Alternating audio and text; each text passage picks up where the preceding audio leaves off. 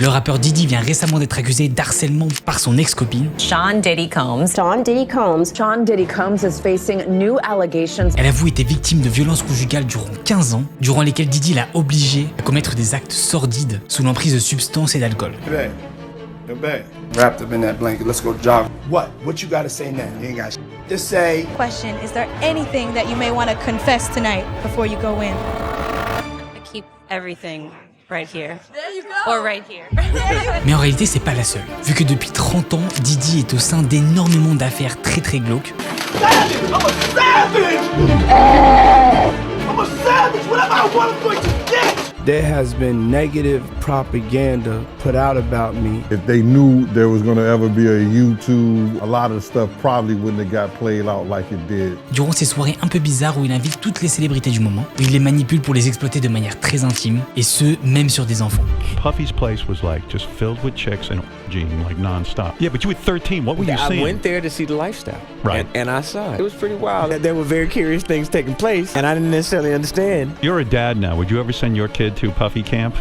Hell no. Brother right here from day one, we used to wake up and, pause, but like just out. We hanging out and what we doing, we can't really disclose, but Aujourd'hui, on va donc essayer de comprendre qui sont ces victimes, en quoi consistent ces fameuses soirées, et comment est-ce que Diddy s'y prend pour contrôler et détruire les carrières de ses stars.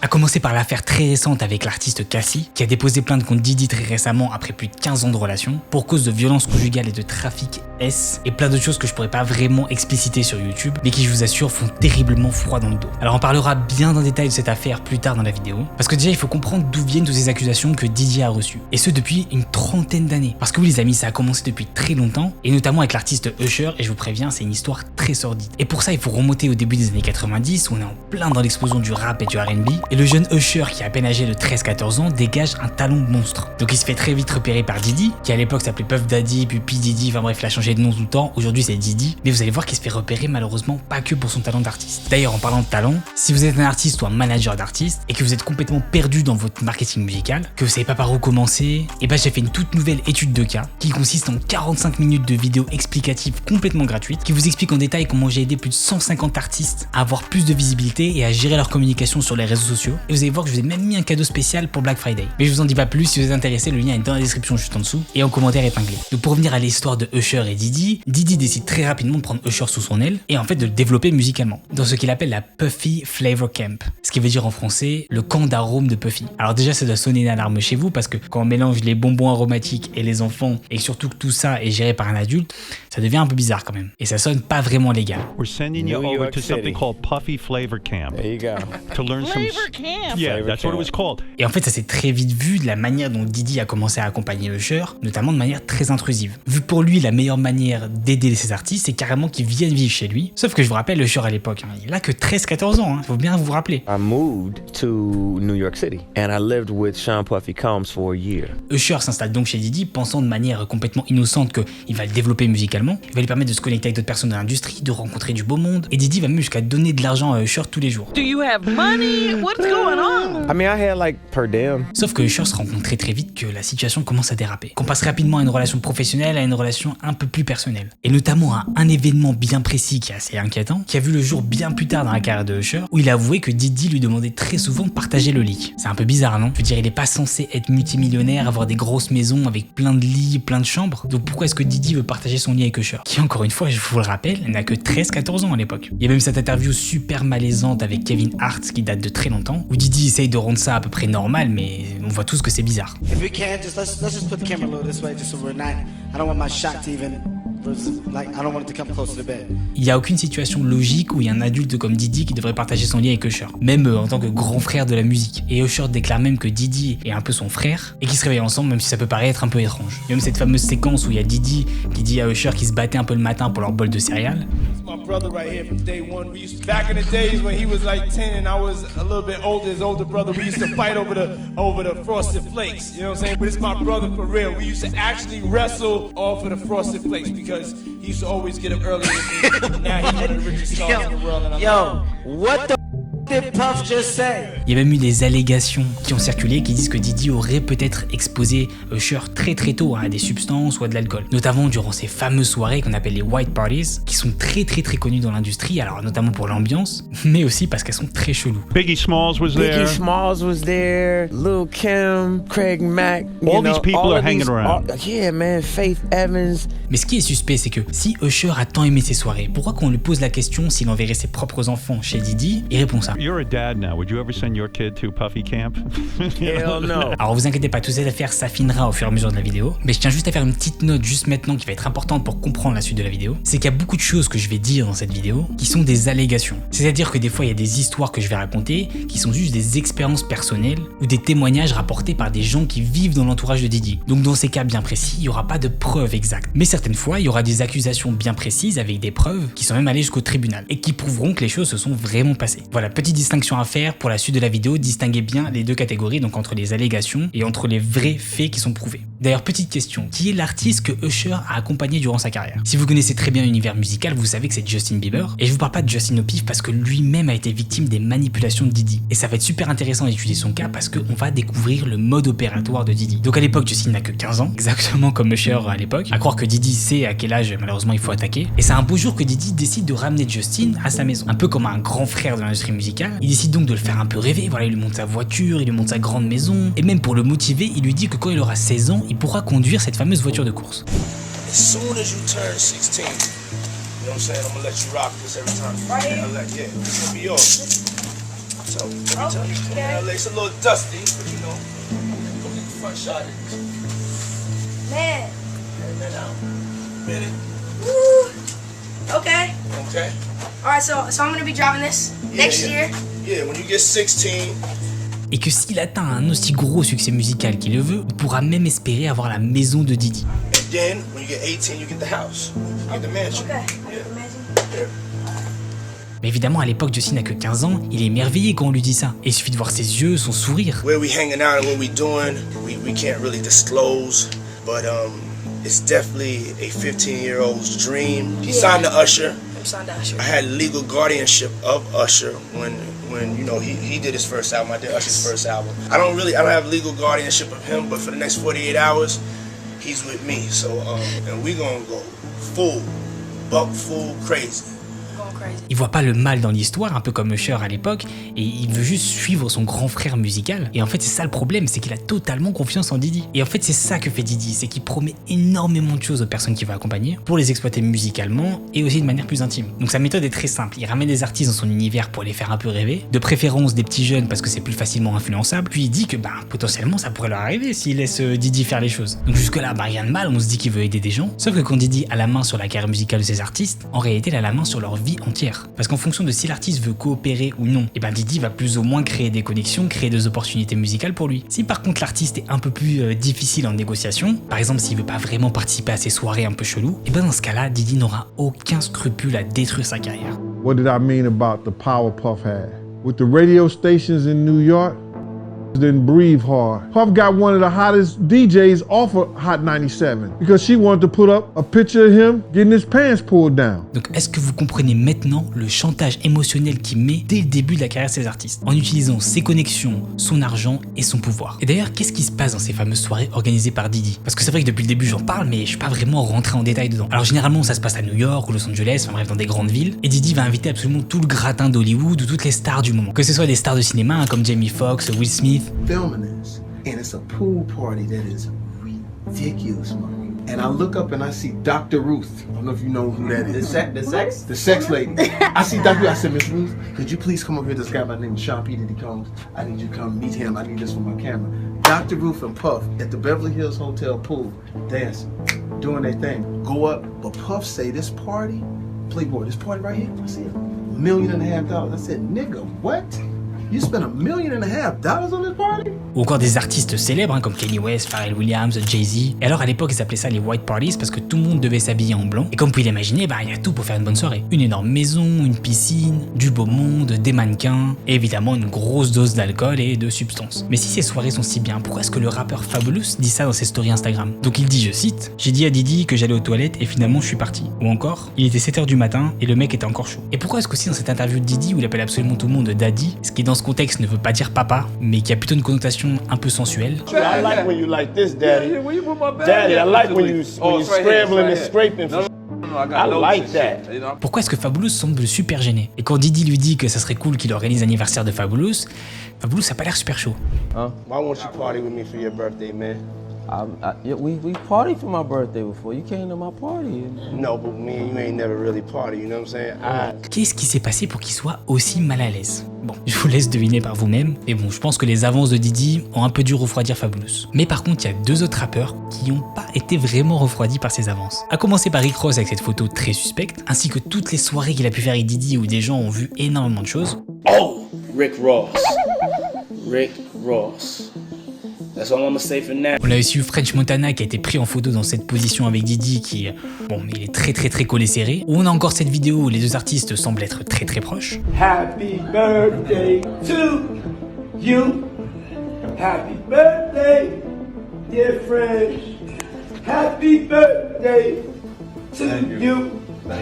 This is a special birthday for both of us. Et c'est pas fini parce qu'on a aussi Will Smith où il y a énormément de rumeurs qui disent qu'il y a eu peut-être une relation entre lui et Diddy. À commencer par Alexis Arquette qui affirme l'avoir surpris dans un lit avec un grand de l'industrie musicale, Benny Medina. Donc elle dit, je cite, lorsque Jada admettra son homosexualité et que son mari admettra que son premier mariage a pris fin lorsqu'elle a surpris en train de s'occuper de son sugar daddy, Benny Medina. Alors juste avant de vous jeter dans les commentaires, chose très importante, ici on n'est pas en train de dénigrer les relations homosexuelles. Ces artistes font absolument ce qu'ils veulent, moi ça ne me regarde pas. On sait tous que dans le rap l'homosexualité c'est quelque chose de très tabou et c'est pour ça que ces artistes préfèrent garder ça très secret. En fait ici ce qui est réellement dérangeant, c'est tous les mécanismes de manipulation que Diddy emploie, en utilisant sa notoriété, son argent ou même son pouvoir pour faire du chantage auprès de ces artistes et pouvoir avoir des relations avec eux. Bon, même si je pense que certains sont clairement consentants. Mais vous allez voir qu'il y a une partie de ces artistes qui ont décidé de se révolter contre Diddy et dénoncer toutes ces manigances. Mars 2014, 50 Cent poste cette photo sur Instagram. Alors à gauche, vous avez déjà vu cette photo, c'est donc Diddy et Rick Ross dans une situation un peu compromettante. Et à droite, on voit Diddy entrelacer Steve Stout, qui est un haut placé de l'industrie musicale. Et quand 50 Cent a posté cette photo, il a mis un caption, je cite, moi je dis rien, mais un truc qui est pas normal ici. Alors petite précision, d'après mes recherches, la photo qui a donc à gauche, on voit Diddy et Rick Ross, et en fait une espèce d'illusion d'optique. Je sais pas comment ils ont réussi à faire, mais la photo a été prise avec un angle un peu bizarre qui donne l'impression que les deux artistes s'embrassent, ce qui est pas du tout le cas en réalité, ils sont juste en concert sur scène. Mais j'avoue que l'angle est vraiment chelou. Alors pour ceux qui savent pas, 50 et Diddy, c'est pas vraiment les meilleurs amis. Et effectivement, 50 a l'habitude de troller absolument tout le monde. Fifth, when you continuously call Puff gay, does that affect your relationships in Hollywood? I don't call him gay. I said, Let me read it, Fifth. Oh my God. Sorry I can no longer help you guys. Soon you will all be gay and happy. You are all now left under leadership of Puffy Daddy. Report to the nearest rainbow. Dinner Thieves. In theaters January. Oh, that's funny. When he do it, he says things, he doesn't even know what he's saying is like fruity. Mais on va dire que Diddy l'a un peu aussi poussé dans ce jeu. Par exemple en l'invitant plusieurs fois à aller faire du shopping avec lui. Ce que 50 Cent a très mal pris parce que pour lui, il a pas du tout envie de passer du temps avec Diddy au vu de sa réputation. Like he said something to me one time, a long time ago. At Chris Lighty's wedding, he told me to take me shopping. I looked at him like, what you just say? Let me move, man, before I do something. You're gonna make me mess up the wedding. Let me get out of no. Take me. That's what a guy says to a girl. Bref, si vous voulez plus de détails sur tous les clashs de 50 Cent, j'ai fait une vidéo très récente sur le sujet, je vous mettrai le lien au-dessus et en description. Mais vous avez pas remarqué un truc depuis le début, c'est qu'en fait Diddy a tendance à vouloir toujours voir ses artistes en dehors du studio, enfin en fait en dehors d'un cadre musical. Il préfère plutôt aller les voir dans le cadre d'une soirée ou alors dans le cadre d'achat de luxe. Et en fait c'est aussi ce qu'il a fait au rappeur Exhibit. Et comment est-ce qu'il a fait exactement, vous allez me demander? Et ben en fait Exhibit a été invité à une soirée de Diddy, donc trop stylé, il se dit moi je connais ces soirées, je sais qu'on s'amuse, donc je vais venir. Donc il arrive avec son groupe, avec quelques filles aussi, il passe une bonne soirée, tout se passe bien, jusqu'à ce que Diddy propose à Exhibit d'aller plus loin et d'aller à une soirée dans un autre club à côté. Donc Exhibit se dit ok pas de souci, on va continuer la soirée là-bas, franchement c'est fun. Et en arrivant dans ce club, il y a un truc un peu bizarre qui se passe. Et je pense que c'est même mieux que ce soit Exhibit qui vous le raconte lui-même. We got invited to a Puffy party, the New Year's Eve party. Went to the party, so then we go to the house, and then he invited us to the house because he wanted to go to the club afterwards. Right? I was like, okay, cool. You know, we sitting there bobbing to the music, and then she point over the corner. It's two dudes kissing. You know what I'm saying? I'm like, what's this? C'est d'ailleurs pour cette raison qu'aujourd'hui, quand on demande à Exhibit de nous raconter cette histoire, bon, il préfère pas trop. Hein. You know, you seen a whole lot of gay stuff going on. If you don't mind, man, what's the backstory behind that?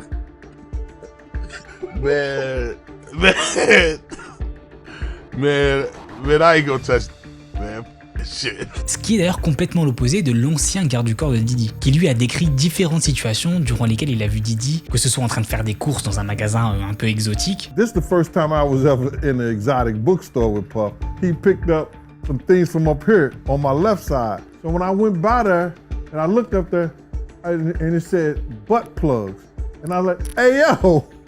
Ou alors le jour où le rappeur Ja Rule et Diddy se sont retrouvés dans la même chambre d'hôtel. This rapper and him, they all in the room together. Puff and Ja Rule runs out the room. Puff got his towel, Ja grabbing his towel, but they butt the naked. And sometimes they would open the door. I'm right there by the door. Sometimes you see things you don't want to see.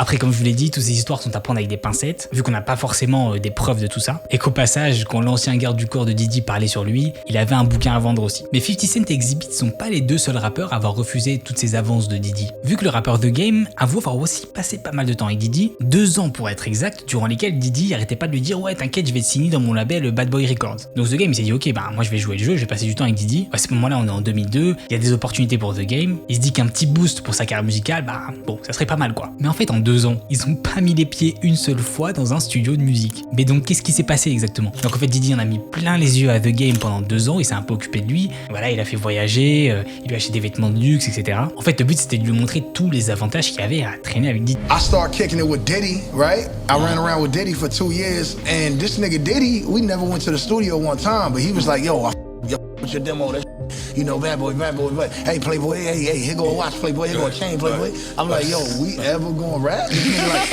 nah.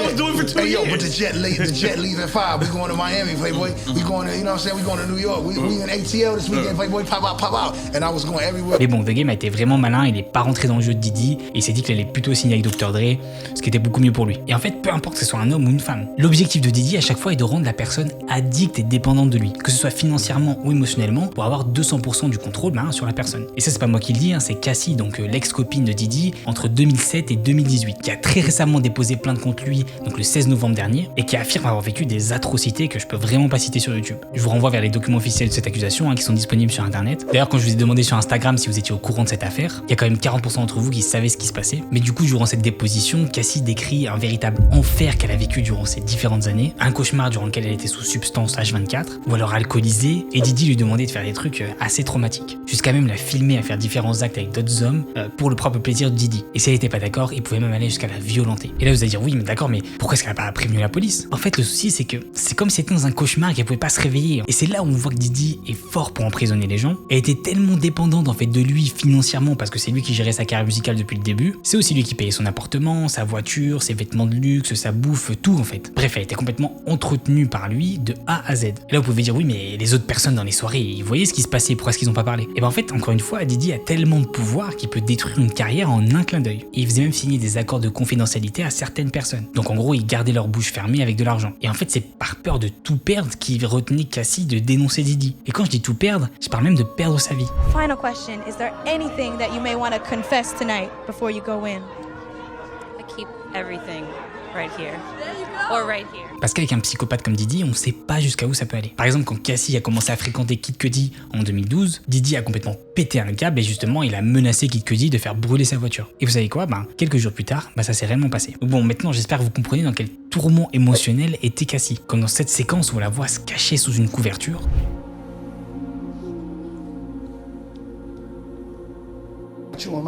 What you gotta say now? What you gotta say now? You ain't got shit to say.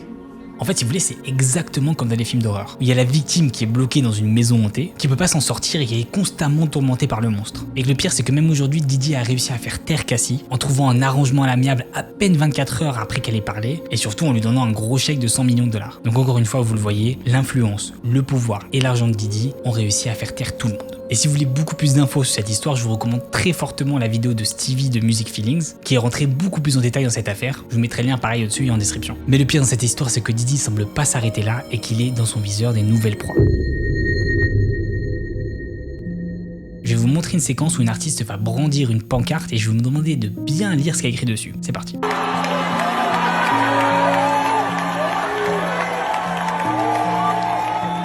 Go Papi, ça vous rappelle pas quelque chose ça? Et oui, c'est comme le fameux Daddy que Diddy disait dans l'interview avec Fabulous. C'est un peu de cette manière-là un peu sensuelle qu'il aime que les gens l'appellent. Et en l'occurrence, si cette personne-là qui brandit la pancarte, c'est pas n'importe qui, c'est Young Miami, donc une jeune rappeuse, qui est un peu en train de tout exploser en ce moment, et au parallèle, qui sort aussi avec Diddy. Mais le problème, c'est qu'elle se retrouve un peu dans le même cas que Cassie, parce qu'elle est complètement sous l'emprise de Diddy, et c'est lui qui contrôle absolument tout, que ça soit sa carrière, où Diddy lui a permis d'avoir son propre talk show qui s'appelle Carisha, qui est diffusé sur les réseaux de télévision et internet, qui s'appelle Revolt. Et Revolt, ça appartient en partie à... Voilà, je vous laisse deviner, Monsieur Diddy. C'est aussi lui qui a influencé le jury des BET Awards pour qu'elle puisse gagner le BET Awards de la meilleure émission hip-hop. Et pour ce qui est de leur relation personnelle, même si elle affirme qu'ils sont en relation libre en disant, je cite, quand nous sommes ensemble, on s'amuse comme des fous, mais on est toujours célibataires. Bon, même si elle dit ça, elle reste complètement dépendante de lui. Et elle a même dit qu'elle aimait recevoir des douches dorées de la part de Monsieur Diddy. Je vais pas vous faire de schéma. Après, ce qui est intéressant de la part du Young Miami, c'est qu'elle a l'habitude de beaucoup parler sur Twitter, et quand il y a eu l'affaire de Cassie, elle a pas dit grand chose. Alors d'après les récentes rumeurs, à ce qui paraît, elle aurait peut-être complètement déménagé le plus loin possible de Diddy. Donc j'espère pour elle que ça va pas devenir la prochaine Cassie et qu'elle va un peu se réveiller. Mais je vous laisse me dire en commentaire ce que vous en pensez. Et en attendant, je vous laisse avec cette vidéo qui explique pourquoi est-ce que 50 Cent déteste son fils. Mais je vous dis à la prochaine pour une nouvelle vidéo. J'espère que vous avez kiffé celle-ci. N'oubliez pas de vous abonner, de lâcher un petit like, de lâcher un petit commentaire pour l'algorithme. Et moi je vous dis à la prochaine. Peace out.